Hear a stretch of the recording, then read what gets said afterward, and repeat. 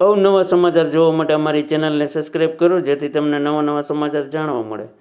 મળતી વિગત મુજબ બગસરામાં દર વર્ષની માફક આ વર્ષે પણ સમસ્ત ભરવાડ સમાજ દ્વારા બગસરાથી દ્વારકા પદયાત્રાનું આયોજન કરવામાં આવ્યું હતું, જેમાં સૌપ્રથમ બગસરાથી પોતાની વાડીએ દર્શન કરી મંદિરે, ત્યારબાદ બપોરના સમયે આ પદયાત્રા નીકળી હતી. તેમજ ત્યારબાદ મસુએ મંદિરે દર્શન કરી અને આ સમસ્ત ભરવાડ સમાજ આશરે 1500થી પણ વધુ લોકો આ પદયાત્રામાં જોડાયા હતા.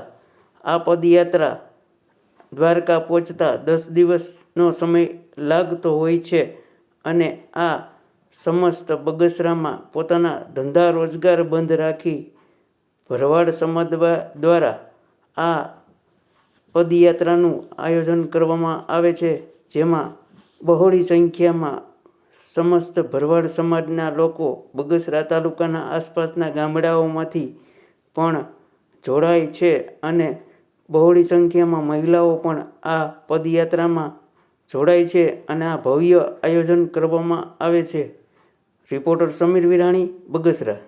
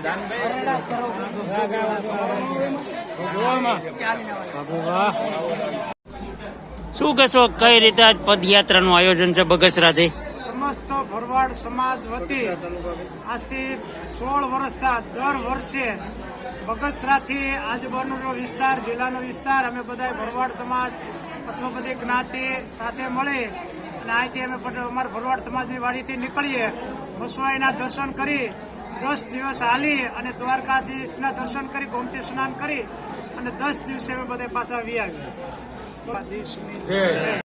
બગસરા ભરવાડ સમાજ વતી દર વર્ષે આથી 15 થી 16 વર્ષથી આજુબાજુના વિસ્તારના, જિલ્લાના વિસ્તારના બધા ભરવાડ સમાજ અથવા બધી જ્ઞાતિ બધા સાથે મળી દર વર્ષે અમે દ્વારકાધીશના દર્શને જ આવીએ છીએ. ભરવાડ સમાજની વાડી અંદર પ્રસાદ લઈ સમસ્ત ભરવાડ સમાજ બધા સાથે અહીંથી અમે મસવાઈના દર્શન કરવી, મસવાઈના દર્શન કરી ગોરીબાર રાત રહેવી, 10 દિવસ રસ્તામાં રોકાવી, બધે પ્રસાદ સાથે હોય અમારી સાથે અને 10 દિવસે દ્વારકાધીશના દર્શન કરી, ગોમતી સ્નાન કરી અને બધા પાછા પોતાની ઘેરે. બોલો દ્વારકાધીશ.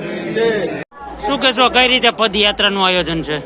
હવે મારું ગામ તો સલડી છે, પણ હું આ 5મું વર્ષ છે અને બગસરા જે ભરવાડ સમાજનો જે સંઘ નીકળે છે એમાંથી મને એવું જાણવા મળ્યું કે નહીં, આ જિંદગીમાં જો આપણે કંઈક આવ્યા છીએ તો 10 દિવસ ભગવાનના નામે કાઢી અને કામ ધંધો છોડી અને અમે નીકળી જઈએ છીએ. આ મારે 5મું વર્ષ છે અને મને મજા આવે છે.